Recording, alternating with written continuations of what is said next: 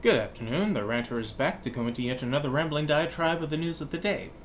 I don't know how long I'm going to be doing this. It's kind of a spur of a moment thing that I was thinking about overnight and today, and it might seem it's going to be a little bit random, going in different directions, but I'm assures you that this is going to have a running theme throughout all this. So, why don't we start with the car explosion at the Rainbow Bridge between the border of the U.S. and Canada. And let's go back to a little bit of what the media was reporting on that. Inference to, let's start with Fox News. Fox News forced to walk back terrorist attack claim at Rainbow Bridge. After driving headfirst into speculations that a Wednesday afternoon explosion at the New York-Canada border was an attempted terrorist attack, Fox News reversed course with correspondent Alexis McAdams having to walk back her reporting statement on high-level police sources. A deadly vehicle crash at the Rainbow Bridge in Niagara Falls led to immediate closure of all four bridges between Canada and the United States on the busiest travel day of the year. Traveling at a high rate of speed, the vehicle reportedly entering the bridge on the U.S. side became airborne after hitting a curb, exploding when it impacted a checkpoint structure, the law enforcement officials said. While the authorities investigated whether the crash was deliberate and the incident initially created a heightened state of alert, officials noted that there was no secondary incendiary or explosive device found amongst the vehicle's remains. And in a press conference on Wednesday afternoon, New York Governor Kathy Hochul, hopefully I didn't butcher that too bad, stated that there was no indication the crash was an act of terrorism. Reuters reports that the explosion was likely caused by a reckless driver, based on early assessments of the scene. But in the immediate aftermath of the incident, Fox News went all in on depicting the fiery crash as a likely terrorist attack, even going so far as to openly speculate whether the explosion was part of a coordinated series of attacks related to either the war in Gaza or illegal immigration. It would appear the conservative cable giant felt confident to go down this path due to McAdams' reporting on the incident. Quote, high-level police sources tell me is an attempted terrorist attack, unquote, she tweeted early Wednesday afternoon. Quote, sources say the car was full of explosives, both men inside dead, unquote. McAdams also claimed on air, citing these sources, that the vehicle had been stopped at an initial checkpoint at the bridge and told to move to a secondary security area, which is where the explosion occurred. Furthermore, she said her sources claimed officials were looking for a second vehicle that may have been involved. Following McAdams' report, Fox News anchor John Roberts brought up the incident while interviewing GOP presidential candidate Vivek Ramaswamy, sorry if I'm mispronouncing that, wondering without any evidence whether immigrants may have been responsible for the supposed attack. Quote, we don't know how long the people who perpetrated this attack had been in this country, Roberts declared. Did they recently come across? Did they come into the country illegally? Did they cross illegally and claim asylum? Were they some of the nearly 1 million gotaways who've come into this country? Were they radicalized in this country? Were they radicalized at all? Did they come into this country that way? There are so many questions yet to be answered. Okay. A short time later, Roberts and co-anchor Jillian Turner welcomed former Trump administrative officer Morgan Ortagus, who linked the incident to the October 7th Hamas attack and invoked the jihadist group ISIS. Ortagus goes, that may be what happened today. We were talking about the social media aspect of this and what terror groups are able to do. Remember, During the second term of the Obama administration, when ISIS had a physical caliphate in Iraq and Syria, and ISIS was very sophisticated at that point, recruiting young people around the world to come to a physical caliphate to fight with them. They put out slick videos, unquote. The following hour, Fox News speculation went into overdrive. Former New York Governor George Pataki, for instance, expressed concern that there could be similar attacks across the country, noting that how there were more than one target in the 9/11 terror attack. Israeli Special Ops veteran Aaron Cohen suggests the crash may be part of a systematic global jihad with everybody who stands with Hamas ideology, unquote.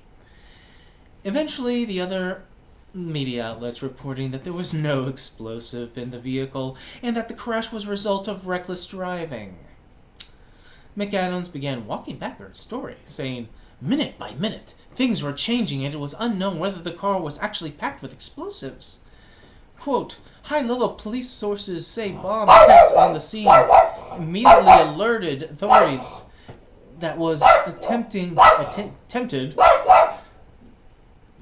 terror attacks because they had never seen a car explosives with debris field like that before and believed there were several explosives in the car, unquote. McDonald later retweeted. Quote, all government buildings were evacuated, the bridge was closed, and the airport had heightened security. Also, authorities checked all cars near the airport, looking in the trunks and back seat. Police sources say that there are all steps that followed and they believed to be a terror attack, unquote.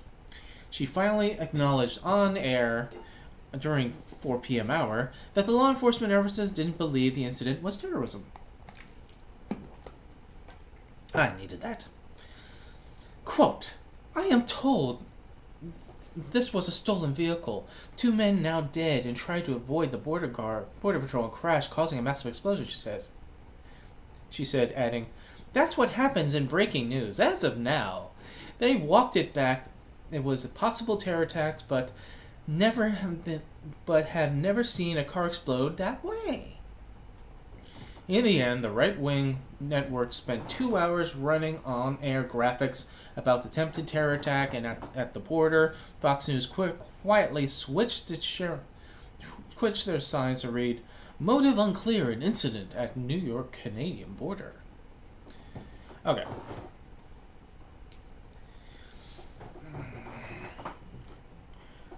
Why I bring all this up?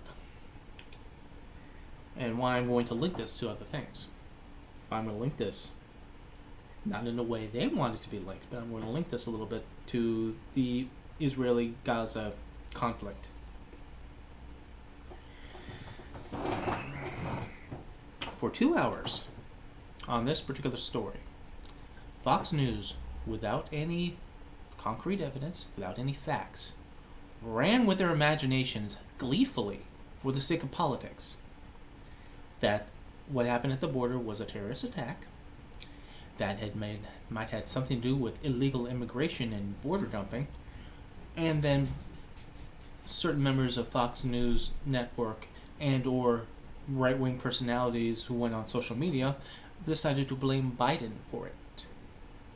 Turns out the 2 people that died were a married couple going from New York, trying to get to Toronto, to see a Kiss concert.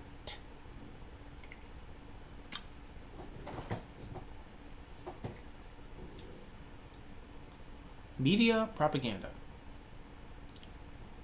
sometimes goes hand in hand with governmental propaganda. Or as I would like to call them, is what I'm going to probably title this.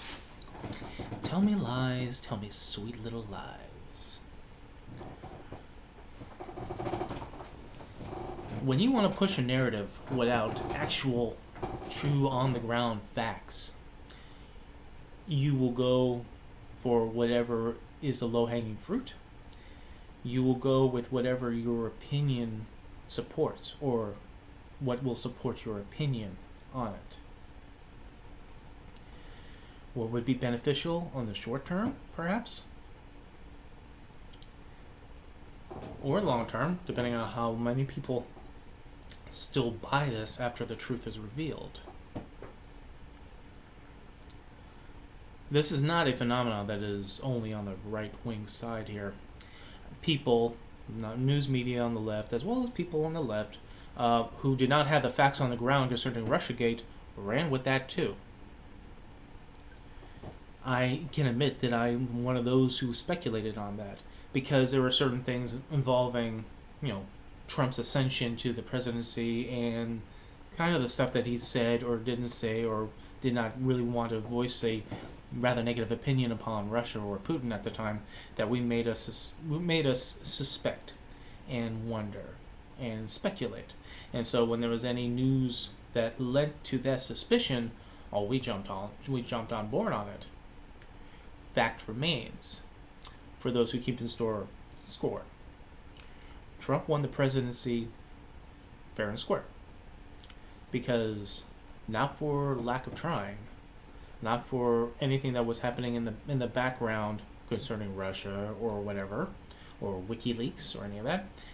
The basic fact that Hillary Clinton was a bad campaigner, that she didn't feel the need to go beyond her strongholds, or what she thought was her strongholds at the time, to actually go out to the places where the Democratic and or liberal voice is quiet, in those middle grounds, those flyover land that had no Democratic voice, so there was a vacuum. So anyone could believe whatever they want of their 30 years worth of Hillary hate, because Hillary didn't show up to counter it. Whatever you can speculate as Russia's involvement in that campaign, that presidential campaign, did not ultimately affect the outcome. But people not wanting to really want to accept that this anointed person, Hillary Clinton, who is by arguably was probably the most qualified person from the rack of credentials on her resume to be president, could be beaten by a charismatic savant entertainer who has no grasp of anything political. There had to be a nefarious reason why that happened. So there'd have to be some sort of, combined, colluded, Russia-involved machination. I still have suspicion on it of Russia's involvement, but I think Russia's involvement goes as far as maybe, putting bots out there in the internet, which drummed up various stories to piss people off and then try to urge them to vote one way or the other. Social media stuff, which they do and many other countries have done in these type of environments in our politics. So it's not really out of the realms. I mean, crossing a line would be the WikiLeaks thing, where you're stealing somebody's emails and then posting them for people to read, and for political which Trump benefited of and Fox News benefited of. But in the end, none of that really added up to why Trump won. But again, when you're running on less than factual facts, you're running on assumptions, speculations, opinion, and you're in a position like news media, where you have not only yourself, who was the anchor of whatever given news show that you're on, you also have these analysts that your network pays for to interpret the news for you, at least interpret it in a way that agrees with your spin on that particular piece of news. Tell me lies, tell me sweet little lies, is actually rather a lucrative monetary cash cow. So there is that, both on the left and the right. We do see the examples of this. We see these examples outside of our own borders. I think there's no greater example of it currently would be the propaganda that we get on the Israeli-Gaza conflict on both sides. October 7th, Hamas fired rockets, attacked Israel. Hamas did. There were old men in power in the Israeli government that was salivating at that moment, happy at that moment. Why? Because they've been wanting to do what they've been wanting to do and have been constrained over every time they try to push an aggressive agenda against Gaza and by some extensions the West Bank. Because of world opinion, the world was watching. People don't like the fact that you would ground up these pieces of land and try to force settlements onto them in order to displace these people out.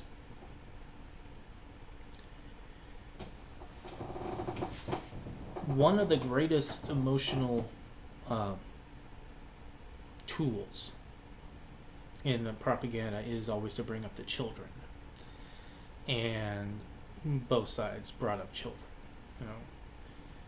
Whenever attack hits a given place, somebody will be said, "The place was filled with children." Where was everybody else? This entire block was just loaded with children. So, whenever I hear that on a given side, either in this conflict or other places, my brain kind of switches off and just goes, "Oh, that's propaganda." Okay, because, admittedly, children will get killed when a bomb falls from the sky and hits something, but so will adults. And I am moved by the fact that people died. If you're trying to tell me that just children died, or emphasizing children alone died, you're trying to draw an emotional response to steer me into a certain mind frame of thinking, as opposed to just give me the facts on the ground. Both sides are doing this.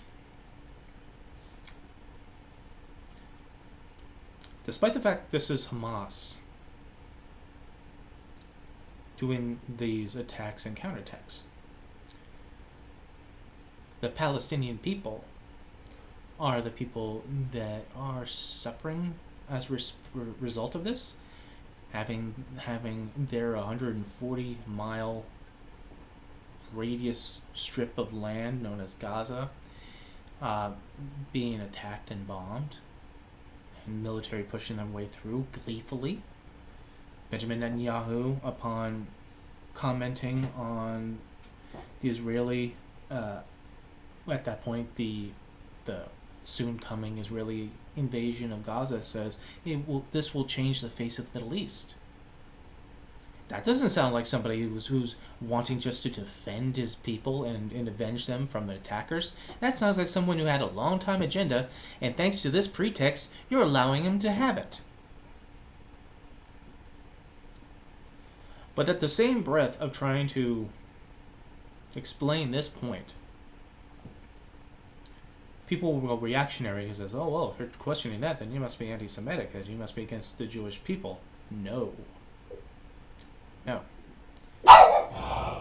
That's right, Gus. There is a difference between being against the government and being against people of a certain faith. But no one wants to have that nuance, or no one wants you to have that nuance. People want you to paint the Israeli government the same as the Israeli people, and then by extension, the population of this world that believes in the Jewish faith. Just lump it all together. By the same token, the other side of that coin says the same thing. Lump the Palestinians in with Hamas that is hiding amongst them, or under them if you're talking about tunnels, and then by Hezbollah in Lebanon, and then the Arab world as a whole, until you encompass all those who worship the Muslim faith. Because that's what propaganda does. It doesn't want you to think critically. It doesn't want you to think in the nuanced terms. It doesn't want you to separate, one element from another. They want you to be lazy enough to be pissed off at the whole thing. And believe me, that is not an occurrence that takes a lot of thinking and a lot of understanding. When the United States got hit at 9/11, how many of us can honestly admit that we wanted to go to war. We wanted to go to war to every single terrorist organization. We wanted a worldwide global war that said we had enough of this fucking terrorist shit and we'll go after everybody. It took George W. Bush, for all the faults that you can say on that administration and what they did during their war on terror, he did the proper thing, the right thing at the start of separating the terrorists from worshippers of Islam, from every other person, be it Arab or Asian or European or Indian or Pakistani, etc., who worshipped Islam, that they were different than the terrorists. He did the responsible thing by doing that. So you always have to, if you have to say it begrudgingly, why? Fine, whatever. He did the right thing on that. See, that is someone not trying to push propaganda, at least for that moment. And then, a few steps down the dance floor, let's somehow morph Saddam Hussein into Osama bin Laden and justify us going into Iraq for no apparent reason because we couldn't find a guy in the mountains in Pakistan. But let's go after that easy target of Iraq that we've been having our eyes on for 10 to 20 years, right? That we have satellite surveillance that whenever Iraq, after the Persian Gulf War, did anything squirrely, we hit them with airstrikes, that we knew where every single military unit that they could have, we knew where everything was, so we know where to hit them, pinpoint. Yeah, the easy target. Notice how the easy target was hiding just above the surface of quicksand. But at the time, we were ready to pump out a 1 million man and woman army for the sake of going after the terrorists.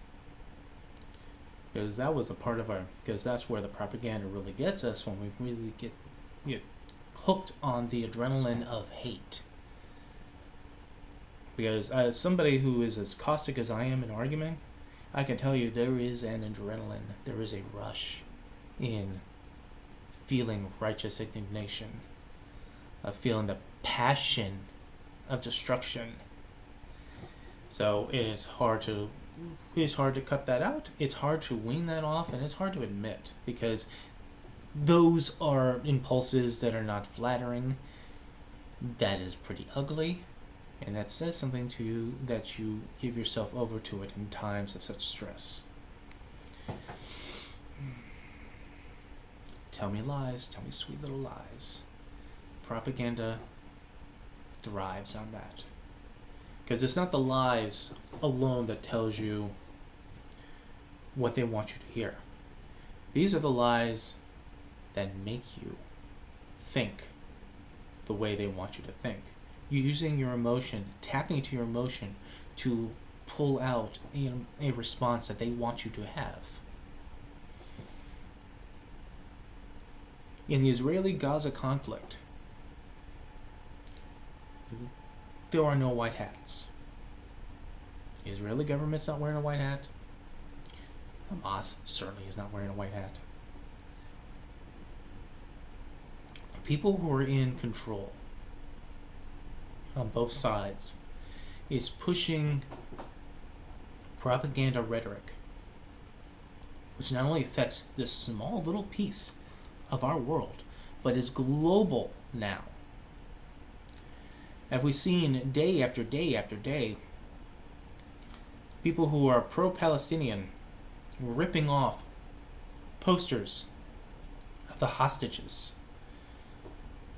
Some rather violently. When someone tries to intervene, they shove them down, or they will get in their face, saying that this is evil propaganda from the Zionists, or however they want to term it.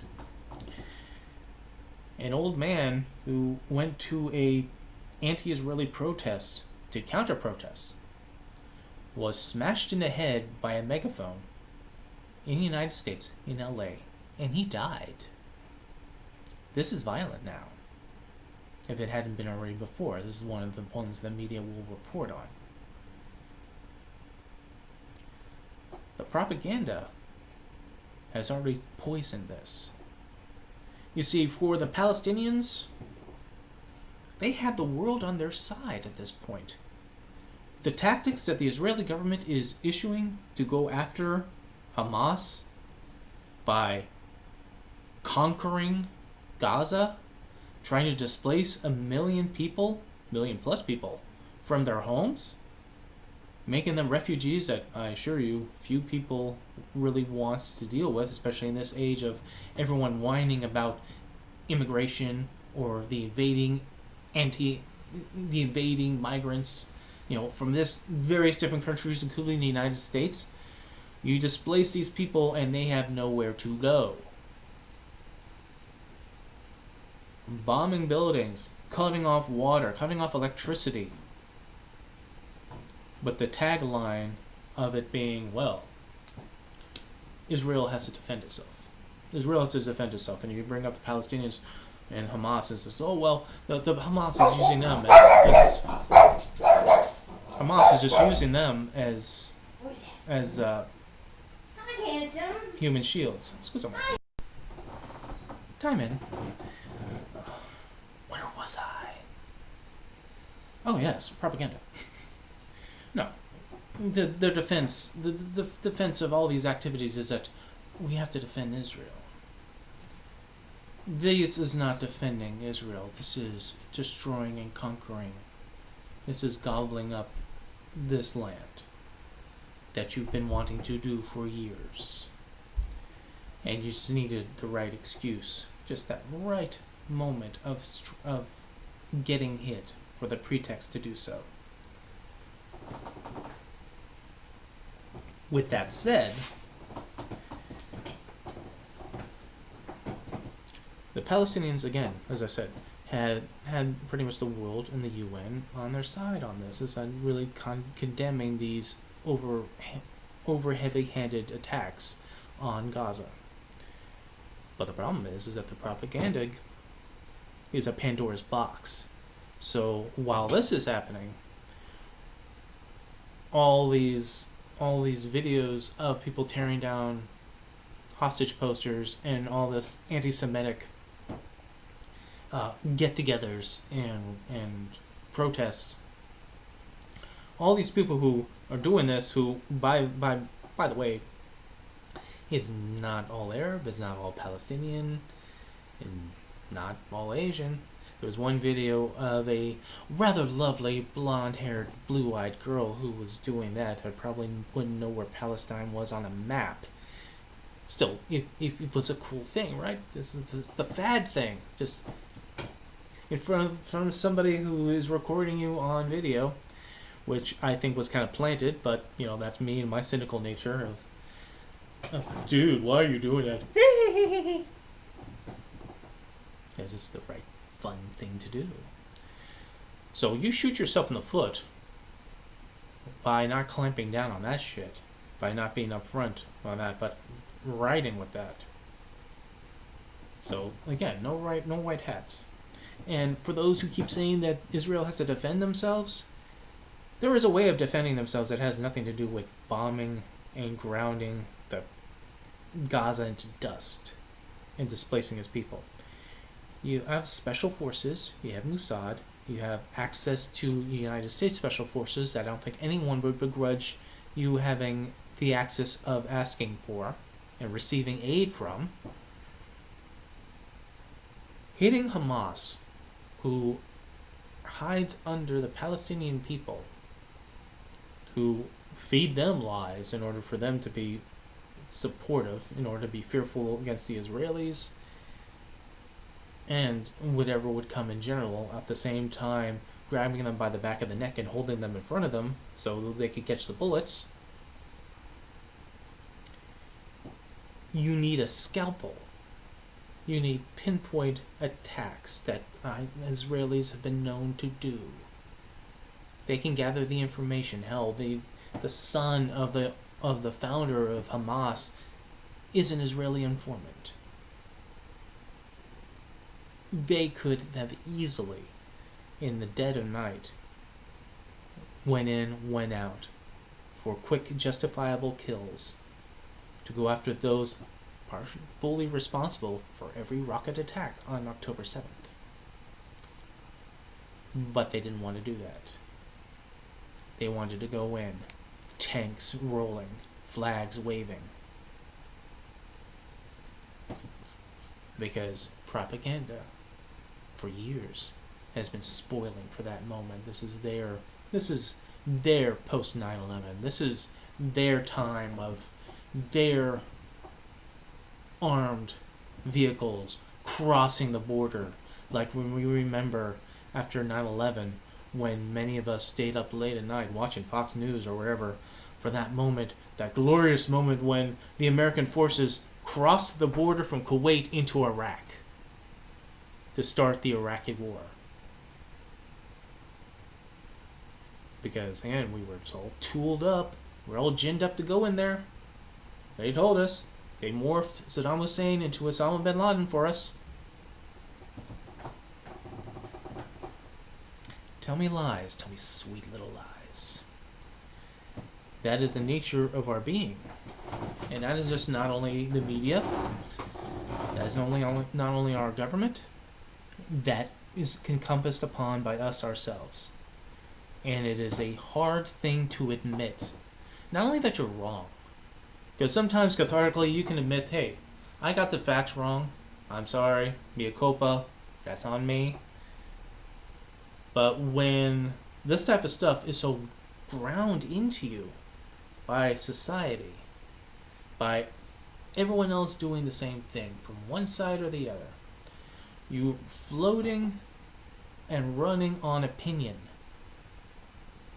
The media that's supposed to give you the facts, that is supposed to let you decide, interpret these facts, now have news shows and news networks going 24 hours a day with who are competing for ratings as opposed to competing to inform you of what is happening in this world, loaded with news analysts to interpret these things for you, which by opposition of the news media's spawned podcasters who are sometimes ex-media, who derive and demonize the media, who are doing the same thing as the media, only in their form of a podcast because they're just so rebellious, right? Left, right, center, all does it. They didn't have the facts on the ground during Russiagate. Fox News didn't have the facts on the ground during the car explosion at the Rainbow Bridge. We are continuously not given the facts during this Israeli-Gaza conflict, while people are sprouting out that this is defense of Israel, are going in and destroying the livelihoods of Palestinians for the sake of getting at Hamas on below it. I got into a bit of social media spat with somebody when I pointed out that it just doesn't seem like the Palestinian lives matter at this point, does it? That it becomes a proper acceptable mathematics that if you kill off, by extension your attacks, 10 Palestinians to get one viable confirmed Hamas fighter underneath the rubble of that, then that's a fair trade. People go up in arms about that. You're pushing propaganda. You're pushing their propaganda. You could be anti-Semitic. No. It's what we're seeing right now. This is what you're defending.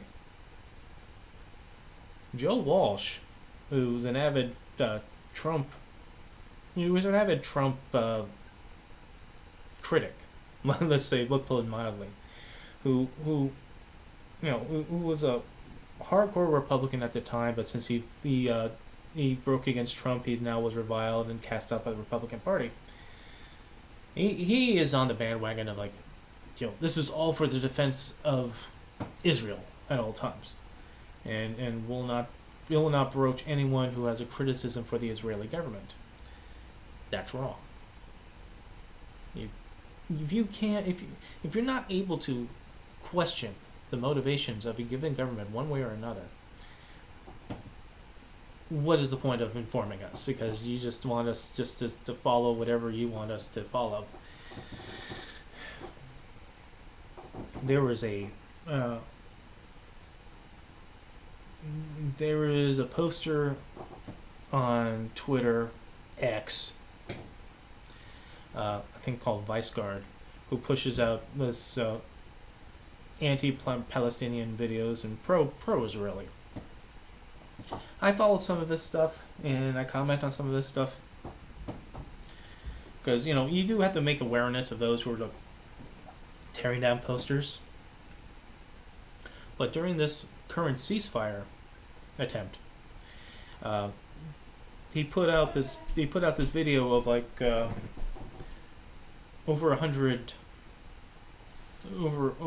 of captured Palestinian children that was part of this trade deal for hostages.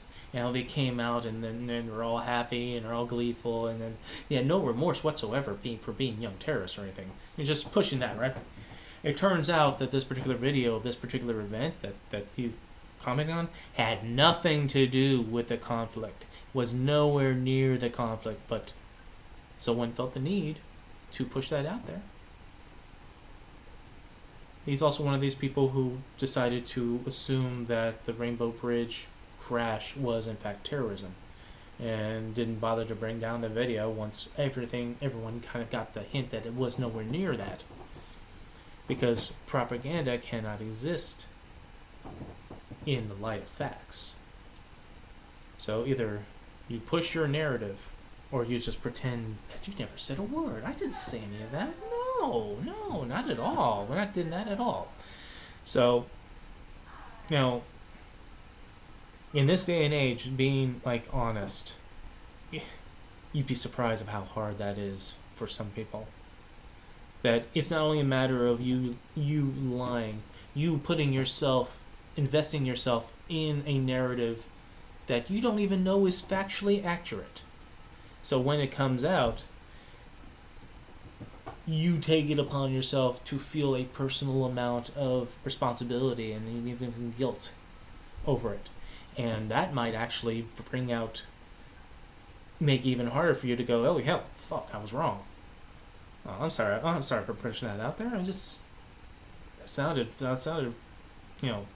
plausible, but since there's no facts on the ground, no, because everyone runs with opinions so hard, be it the very media that we look at, to the people around us who voice their opinions, and we just love supporting ourselves on opinions, especially if those opinions that happen to agree with your opinions. Happens in media, happens in the anti-media, which is the podcasters, happens in our government, happens in our everyday lives. It's hard to wean that out, because we personalize everything. So if you're wrong on something, it's not a matter of your information being wrong, it's somehow a matter of it's you're doing for pushing out that information, so you are wrong. Your ego takes the hit personally, without anyone ever saying anything about you. But it's that self-perception of like, oh shit, I was wrong. They all think I'm wrong. Oh no. Oh, I better not admit to it. I better double down, because if I'm more passionate, well, that passion has to be coming from a place of honesty, because it's from the heart, man. It's from the heart. No, maybe you're just wrong. And the thing is that being wrong is not a sin. Half of what experience takes hold in you, that you learn from, that you gain wisdom from, that experience comes from fault and failure. It's the thing that you learn that makes you not do it again. But I don't know. It's kind of hard to get around a bruised human ego. Alright, I'm out of here for now. little bit of a rant for you, nearly 40 minutes. Ranter rants because the urge to rants are always rising, and I'll see you at the next calamity.